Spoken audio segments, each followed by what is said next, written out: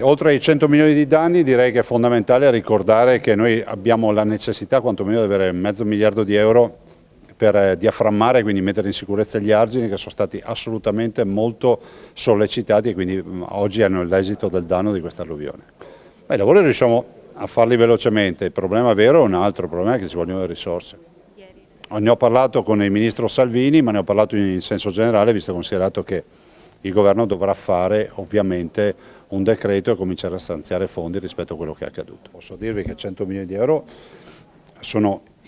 la cifra che comunque ne viene fuori da una stima, diciamo, spannometrica di quello che è accaduto. Dopodiché a questo dobbiamo aggiungere almeno mezzo miliardo di euro per quello che è la messa in sicurezza degli argini dei fiumi che sono stati sollecitati da piene importanti, fermo restando che se Veneto non avesse avuto le opere diciamo, a tutela del dissesto idrogeologico tipo le casse di laminazione sarebbe andato sott'acqua. Ci dobbiamo concentrare il più possibile sul Piave perché quel bacino idrografico del Piave è un bacino importante, ce l'ha dimostrato anche durante questa ultima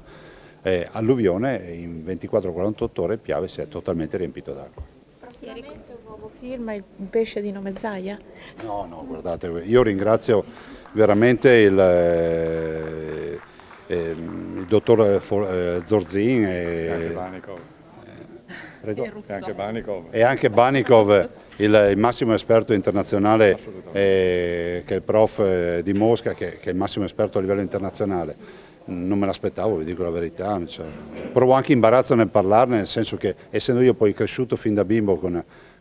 l'ossessione per i fossili e aver rotto le palle ai miei genitori fin da piccolo perché mi comprassero i minerali, i fossili, che era difficile procurarsi, non come oggi che li compri su internet, ecco direi che per me è una bella soddisfazione, insomma si vive anche di questo. L'orto archeologico è una cosa seria, stiamo parlando della pesciara di Bolca, stiamo parlando di tutto quello che è quel contesto per il quale stiamo chiedendo con forza e stanno facendo un lavoro strepitoso fra l'altro